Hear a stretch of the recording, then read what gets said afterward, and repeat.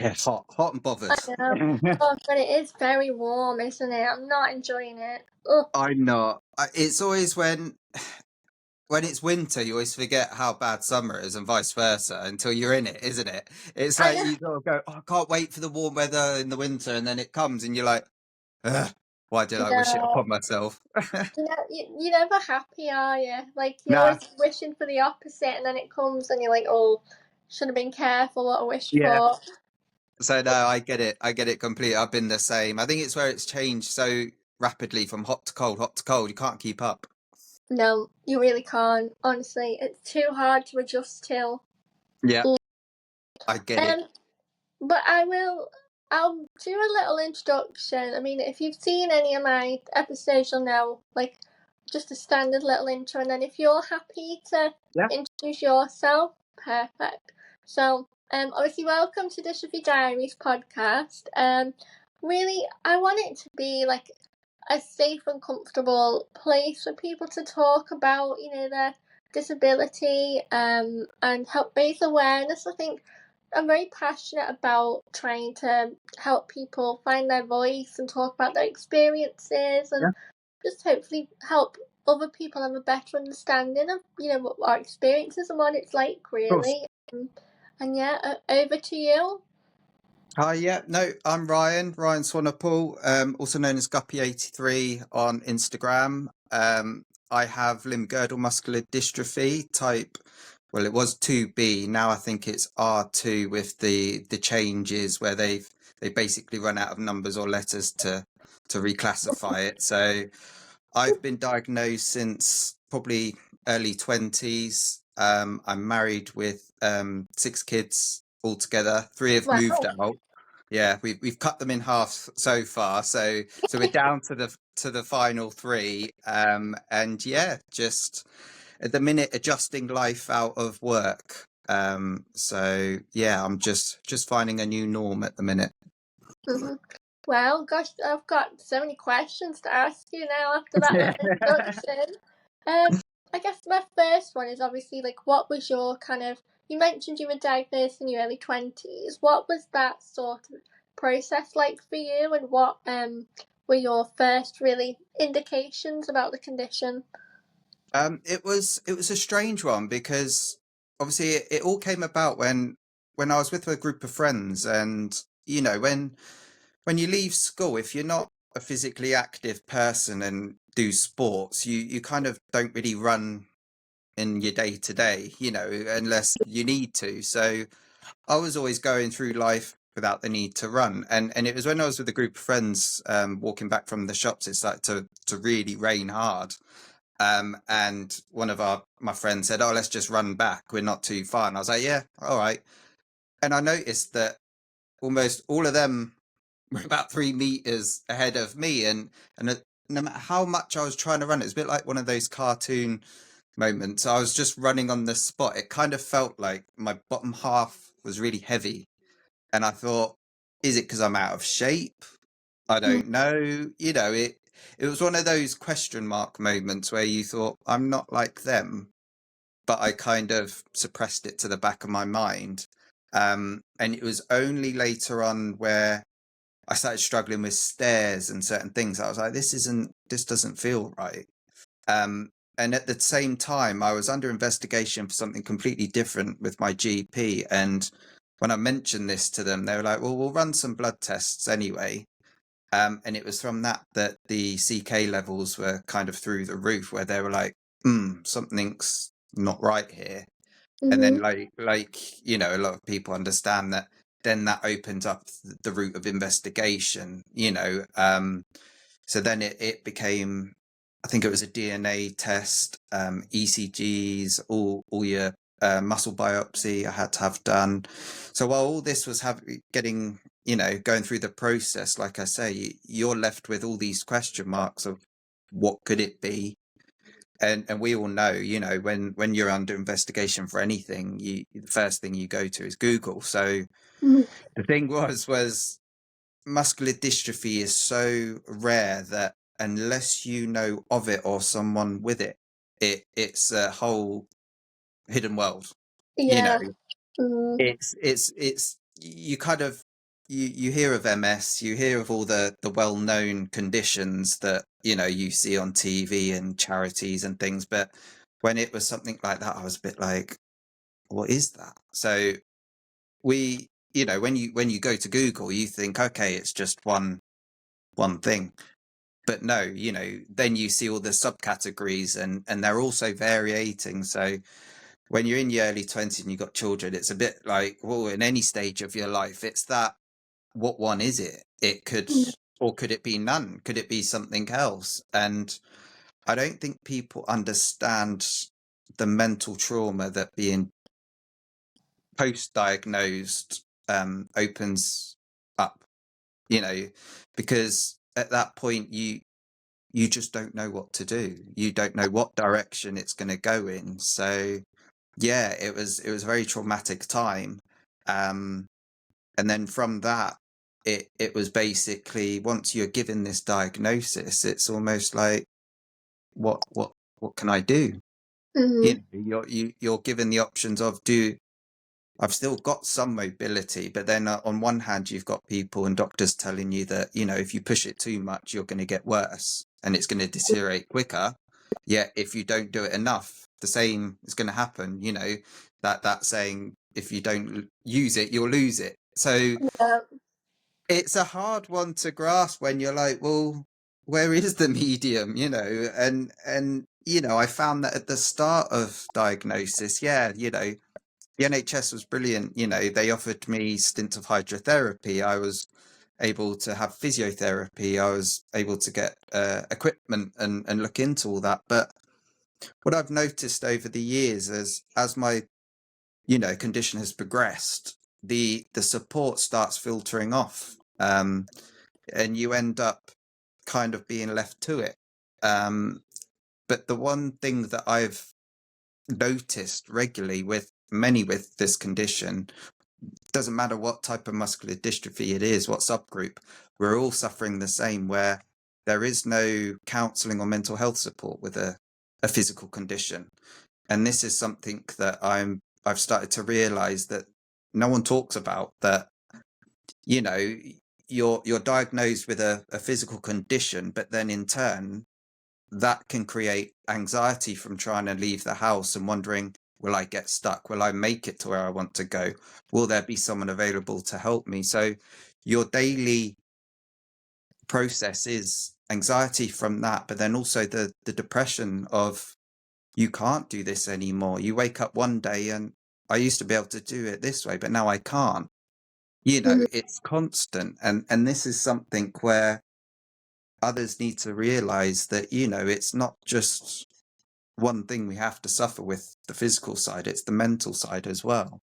And it's something that really is lacking out there today. And I only sort of, I've pushed so much. Yeah, I have my bad days and try and get out of them. But I've noticed that with when my legs started to go, it was almost like the wheelchair could help me move forward with that. It was almost, okay, not a quick fix because of the accessible world we live in, Yeah. but it kind of helped me move around, which legs can do. But then when my upper body started going, it was, what can I do then? Just to move my hands to my face was making me tired, and it made me feel like I'm against gravity and everything is against me.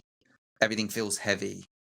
Mm-hmm. So when you have to rely on others to do things for you, and the whole burden complex opens up, it's extremely difficult when, if your mindset is a giver, like I was always raised to help others, to do everything, to be a giver, not a taker. But then when, without any choice of your own, you have to become the one that needs the support and can't give it back in a balanced way, it's tough. It's a tough thing to process mentally. So yeah, I feel that, it's been difficult, but I'm starting to learn that sometimes we have to be a bit nicer on ourselves in the situation. And I think it's the acceptance that is the biggest thing we have to learn to grasp. I think you're right. And I mean, I've always been really passionate about trying to advocate for more mental health support. I mean, that was why I went and got my psychology degree, because I wanted to try and find a role out there that could support people like Mm. us to in regards to navigating life, but there just wasn't. And I remembered so hard trying to find a job that I could go for that would work with people like us specifically. And I just couldn't find one.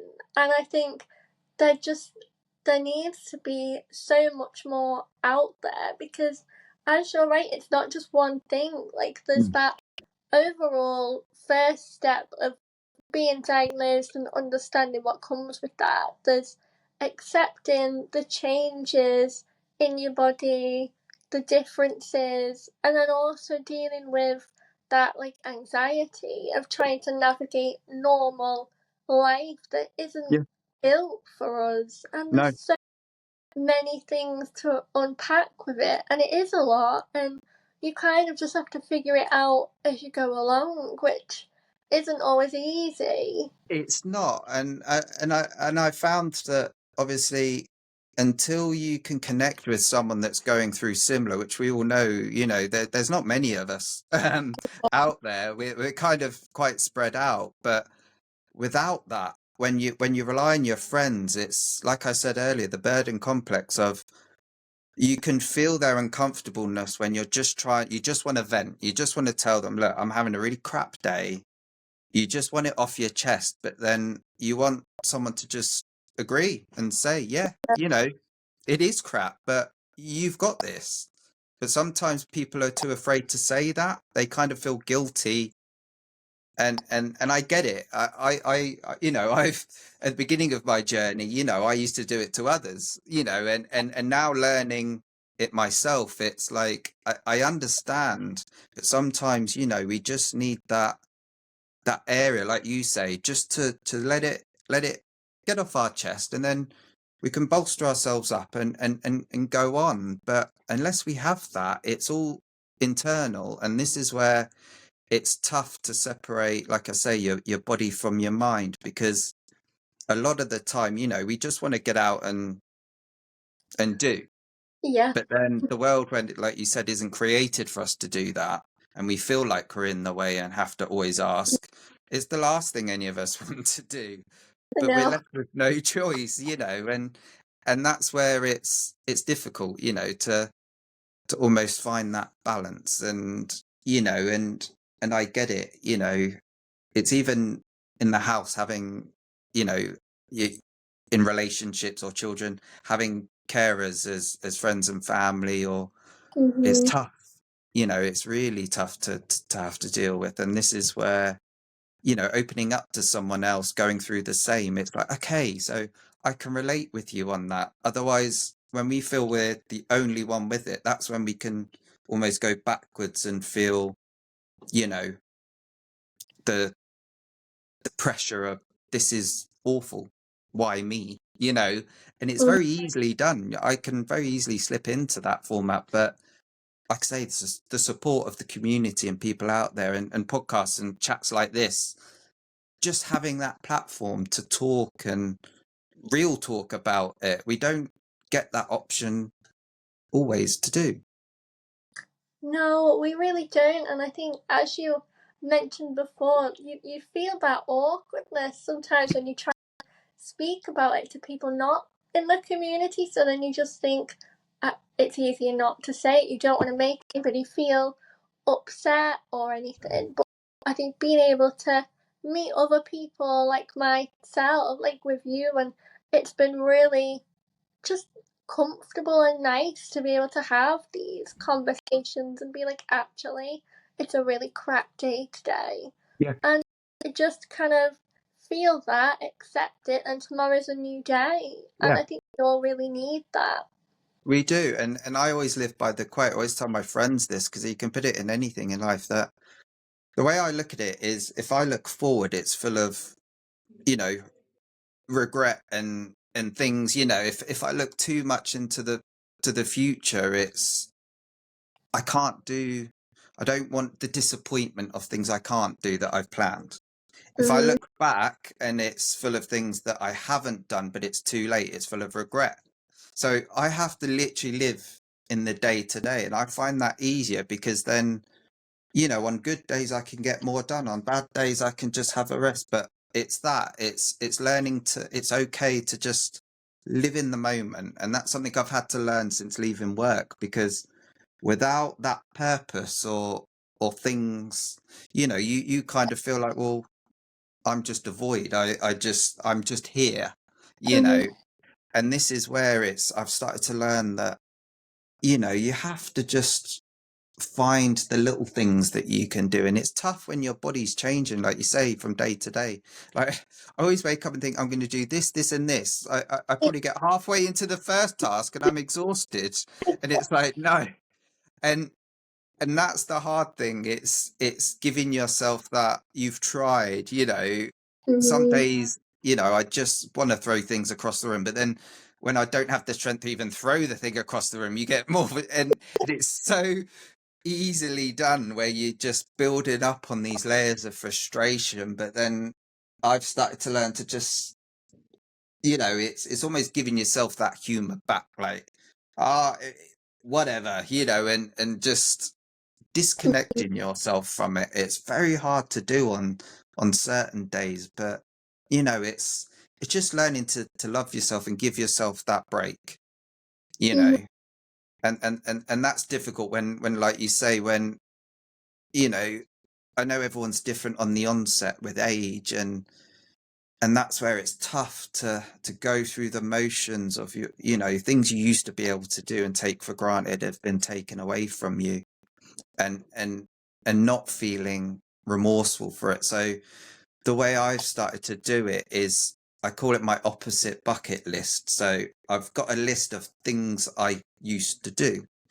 Mhm. Now it's full of the most random things, of the feeling of bare feet on a carpet, Yeah. um, skipping 2 steps down the flight of stairs, even, scratching the bottom of my feet, certain things that I've done before that I used to take for granted, that I kind of miss. I have to write on a list, but then the way I look at that list is, I'm grateful that I got that opportunity to do that, because I know that a lot of children are born, say with Duchenne, that never have these experiences that I had. So the way I have to look at it is, instead of looking at it in the negative context, I have to look at it of, I'm grateful I got that.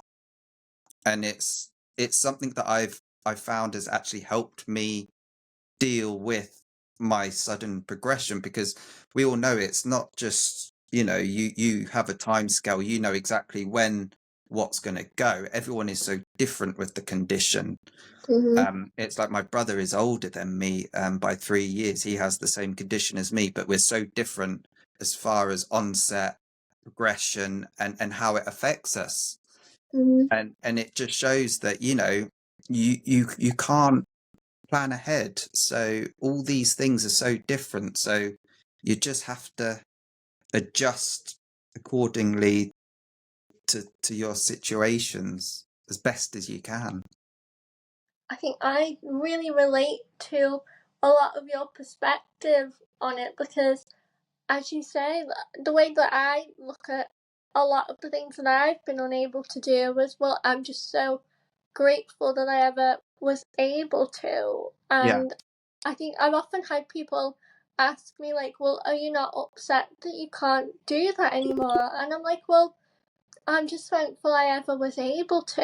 Mm. Because I think if you're always looking back and being so, well, grieving your Yeah. old self, I think you're never gonna have a No. positive, like, mental state. And whereas, as you say, there's so many people that never ever are able to do those things. So yeah, I think I've always just been grateful that I ever had Yeah. those opportunities. You're so right with what you say, because the way I said it is, it is like a grieving process, because people say, how do you manage the progression when it happens, and it's like the way my friends say, it's like, they understand that, if someone will say in an accident, it's gone from that to then that. and it's the once you've adjusted it kind of easy, but then once we've adjusted it, it can then change and then adjust and then it can change again. And this is where I've sort of tried to say that I almost use it like a grieving process. It, I say it to others that it could sound morbid, but it's the way that I cope myself that I found is easier. So when I have a huge change in progression and there's a huge list of things that I can't then do Mhm. over a stage of time, that version of me, I kind of have to leave in the past and kind of let, not, I use the word die, but anyway, it's almost put him in the past and go through a grieving process of that, the loss. It's so many stages. It's almost like a curve of, okay, I feel resentment for it. I hate it. But then now I've got to find the strength to go with it, to relearn.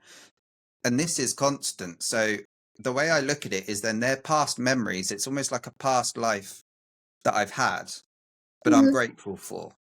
And this is where, like you said, it's almost putting that to rest, because if we didn't put it to rest, it's always there to haunt us. It's Mhm. like it's that trauma. It's that, because that's how it feels some days, that it's having that mind baffleness of, yesterday I could do this, but why not today?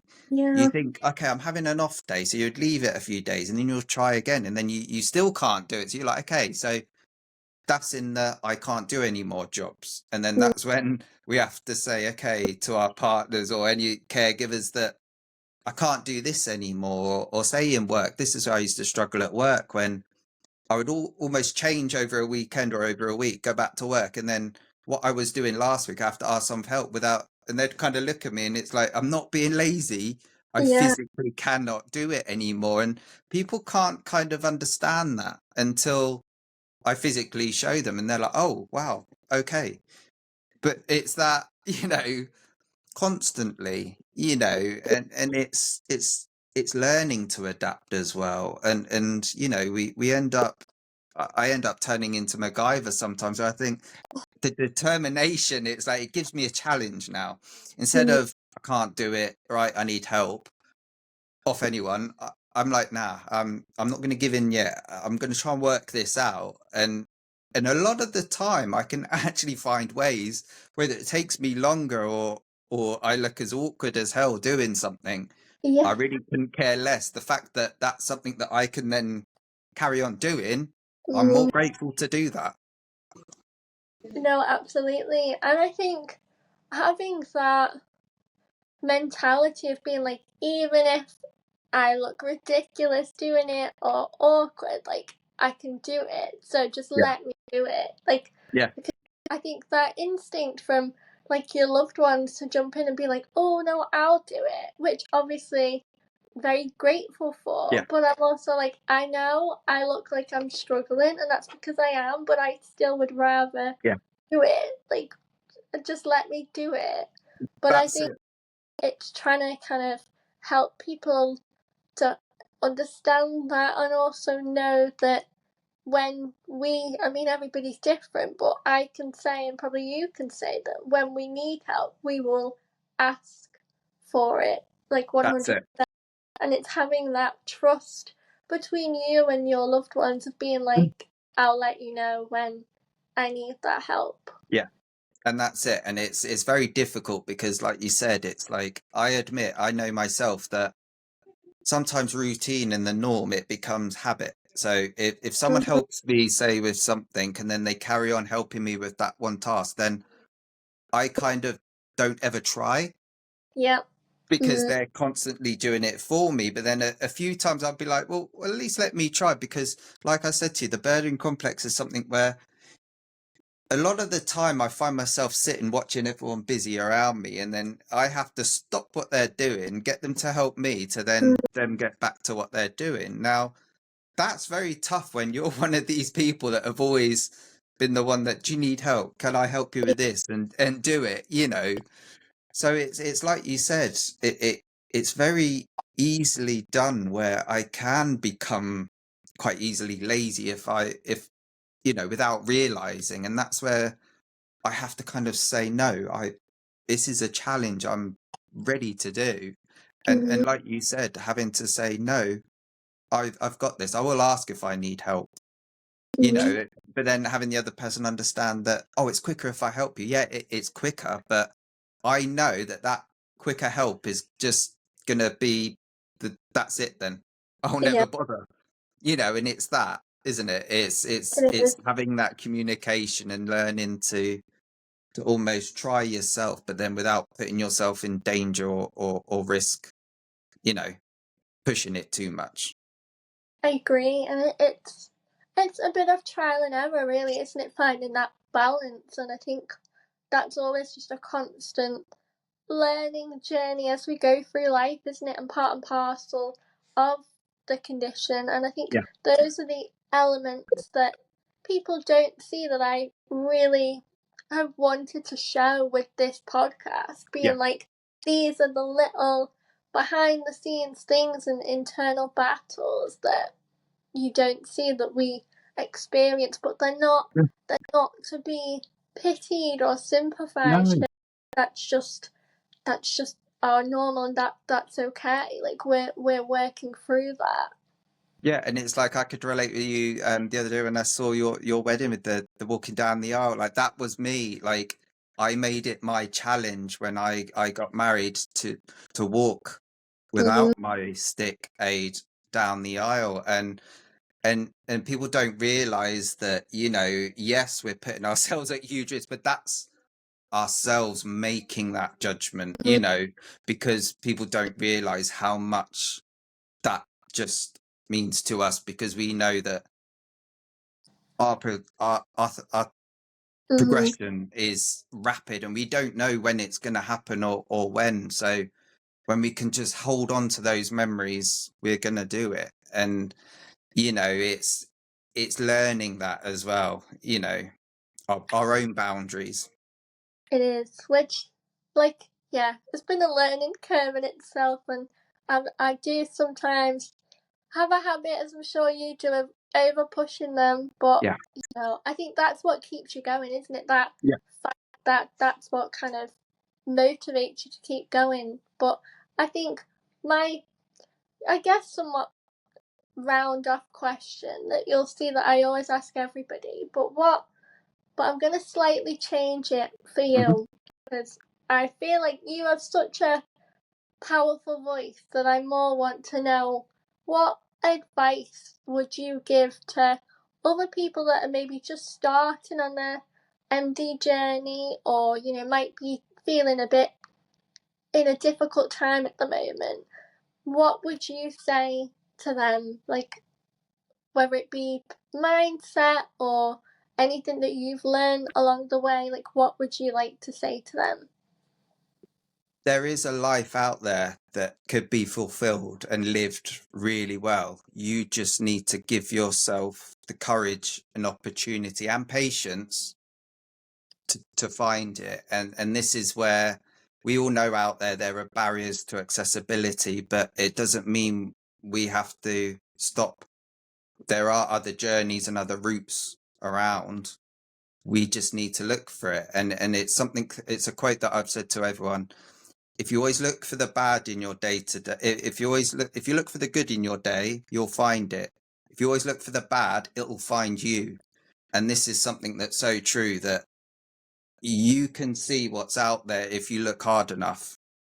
And this is where, give yourself, it's like people always said, I get messages from youngsters or parents of young kids with this condition, and so worries and questions about, will they have a relationship, will they have kids? Of course you will.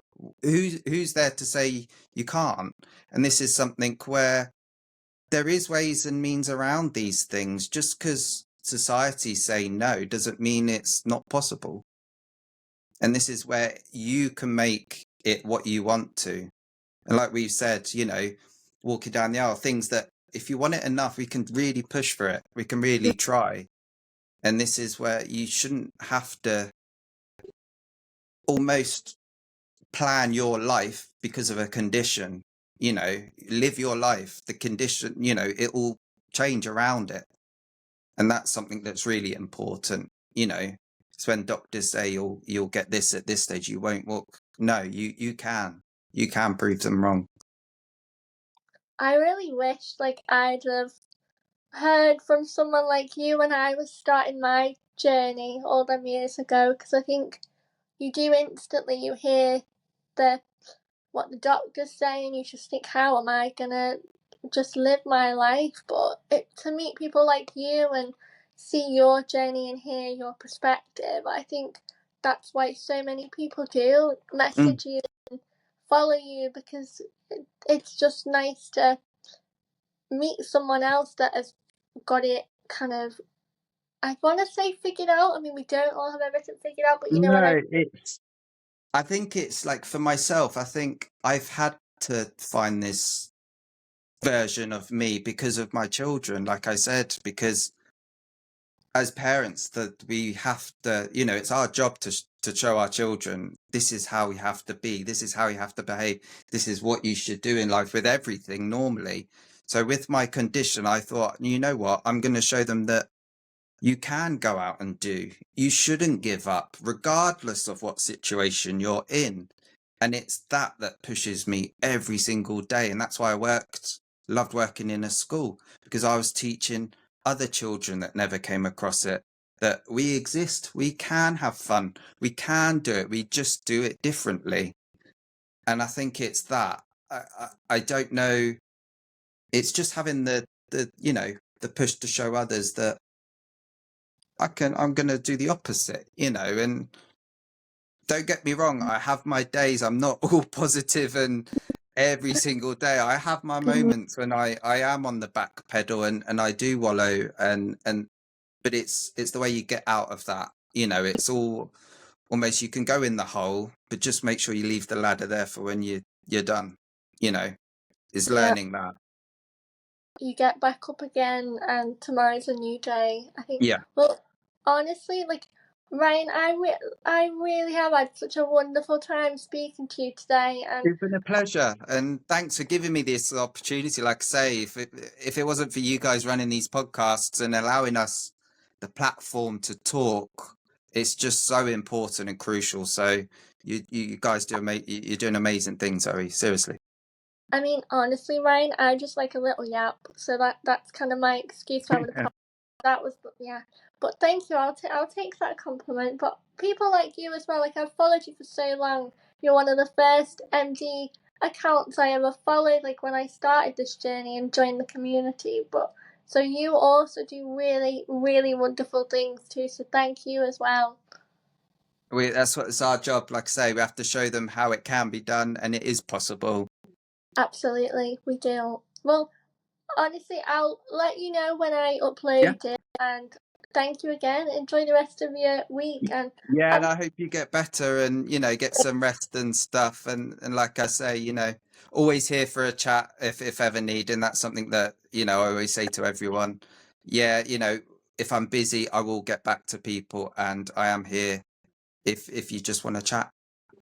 thank you, and same to you. I'm always here for a chat, honestly. So thank you, and I'll see you soon. Yeah, you take care and enjoy the rest of your day. Okay, Zoe. Thank you, you too. Bye Okay. bye. Take care. Bye. Bye.